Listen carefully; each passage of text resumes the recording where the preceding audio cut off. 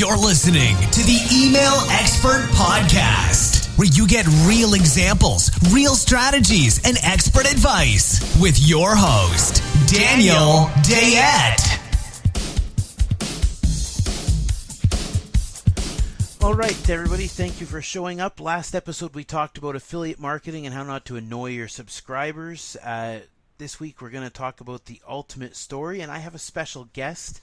Now, Neerjie She is a kinesiologist, fitness coach. She's also a distributor of some top-notch meal replacements. She's got an earth-shattering story that we're going to talk about in this episode, so I bet you'll look forward to that. But today, what I really want to talk about, from the ancient campfires to the office cubicles, stories, the juicier, the more authentic, ugly and raw and truer they are, the better.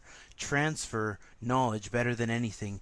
And they're part of the human experience, and we really visualize the things that are told in a story better than we would with just facts on a sheet of paper. Now, Neerj, did you have anything you want to add to like the power of stories, or kind of add anything to that? Well, basically, the more powerful your story, the better you're going to be able to outreach and connect with people, and just being raw and real is something that would add to that. Yeah, totally. Do you find, like, since you work with people who kind of start on the, the bottom of the rung, so to speak, in their fitness story, and they kind of progress, do you find people sometimes don't want to share their story? It depends on their level of trust with the person. So some people don't, but most often people want to open up and share their stories because they want the help that they need from a fitness coach or someone like myself. Yeah, that makes sense. Well, so one of the things that I want to talk about, because I know you work with a lot of people that basically at some point are going to need to tell their story, and I find that, like, stories, whether they're about physical products, whether they're about emotional journeys or whatever, connect people to stuff. And I want to talk for a few seconds about, like, the ultimate story outline, but I also want to dig into a bit why I think your particular story is the kind that, every company should have some kind of a why story. Like Tom's Shoes has their story, and, what do they call, all these different brands have a story behind them. But the ultimate story formula that I heard, it's the simplest thing you can easily remember, is this idea of putting a person into a jungle, introducing conflict, and then getting them out of that conflict. And, like, I know your story, you have a situation where you were put into an incredibly, potentially life-threatening situation, and things kind of got more and more interesting, and then, of course, you have the happy ending of how you were able to get out of that spot. It's the perfect, right. It fits that model perfectly. And, the traditional Hollywood story, right, is the sort of, you do the setup, which is where you kind of, do all the things building up to it.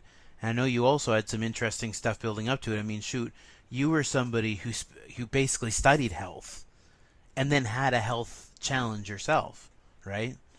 Correct. And so then there's that, that confrontation and then the resolution. So anyway, I mean, we could dig into all the elements. I'm not going to get into all of them today, but the core elements of a killer story being like the characters, which in this case was you and the doctors, and the challenge and the motivation to get through it, which I'm sure was probably partly your kids and family and such, right? And maybe the setting and obstacles and all that kind of stuff. But whether it's in email marketing, whether it's videos or whatever, stories are critical to every business, right? I mean, got whether it be a story about a customer, about yourself, about your products, they're pretty critical. Anyway, so maybe we should dig into that for a few seconds. So you basically, you had a background in health before you had your big scary moment, right? Yeah, I've been a kinesiologist for quite a while. I've been in the fitness industry for over 12 years, and I've been a kinesiologist for 8 years now. So basically, and how long ago was it that you had your challenging event happen? Well, my son is 2 years and 4 months now, so 2 years and 4 months ago. Jeez, I thought it was so much longer ago.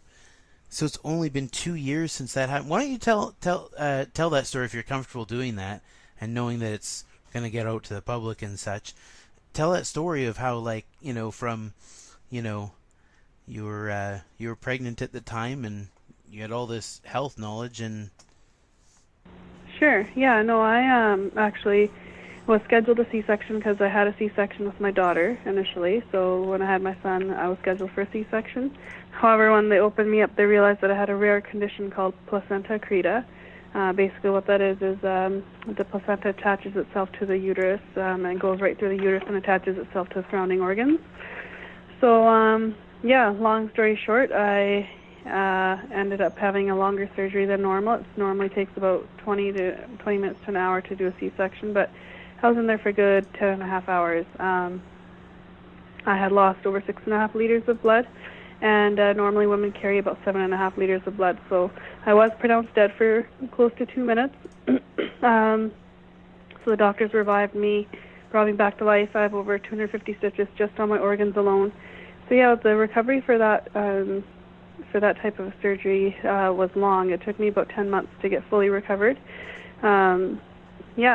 That's kind of my story for that. But the doctors did what they could. They put in 6 pints of blood back into me, and the doctor came back and basically said, we've done what we could for you, but we're going to need to put you on some nutritional programs so that you can get your nutrient levels back up, because my iron level and nutrients were depleted.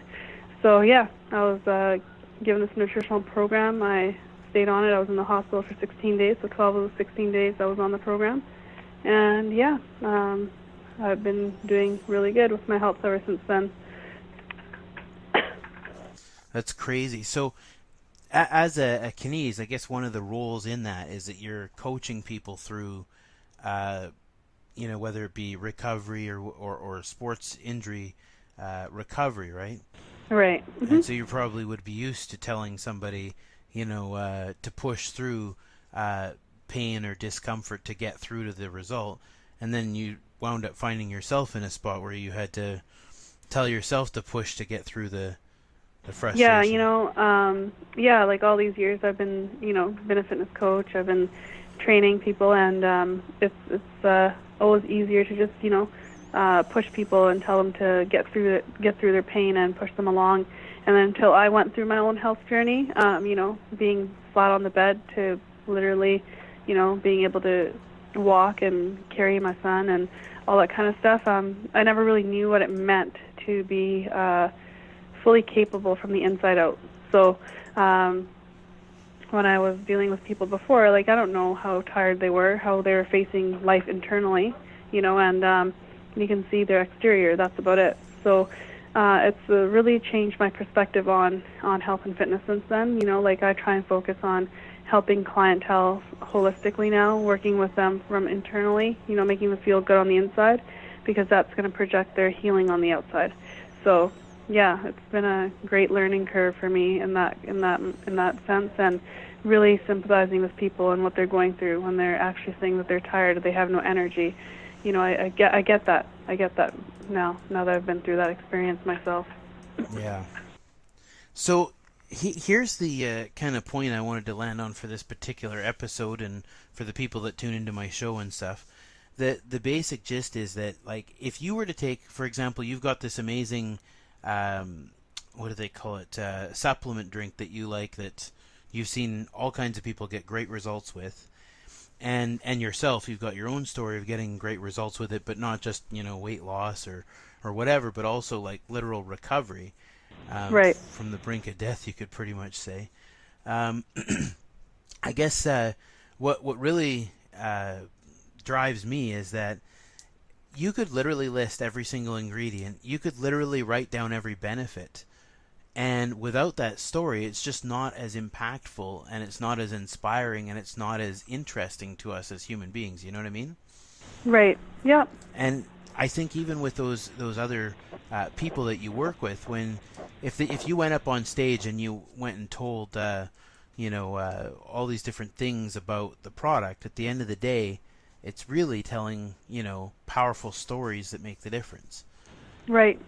No, you're right. Now you have a powerful story, but I should also mention that There's a famous newspaper that everybody knows.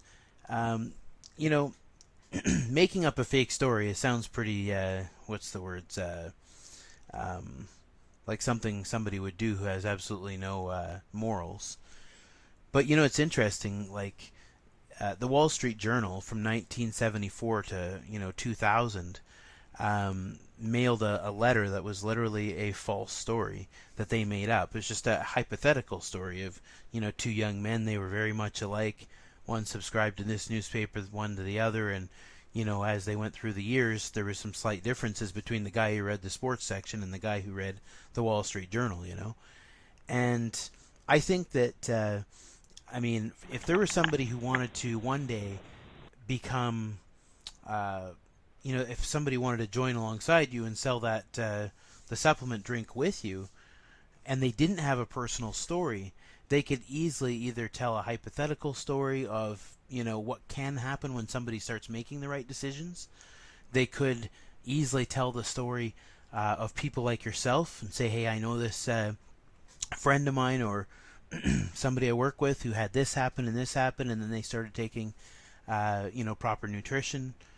I mean, what would you say to somebody who is about to get out there and start their own business and doesn't have any, gut-wrenching stories of their own? I would say leverage someone's story. If you don't have something of your own, leverage somebody else's story that's going to intertwine with what you're doing. Because a story sells. If you're just going to put a business out there and there's no story behind it, you're not going to get as many clientele coming to you. People want realism these days, They want somebody who can relate to them. So I would say create a story that's something that's appealing, that's real, that's raw, and launch it up with your business.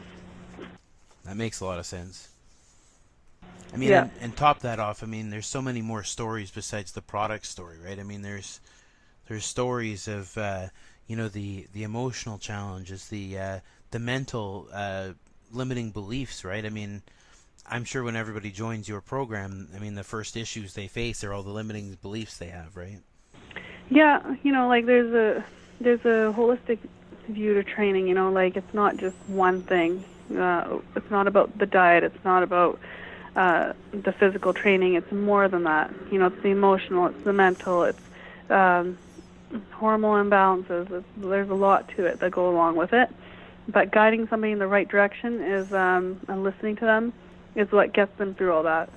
And that's why I particularly love helping people holistically, because it's about a lifestyle. It's not just getting them through just one area, because most likely they're just going to land back into it. So you got to look at all different angles when you're working with people.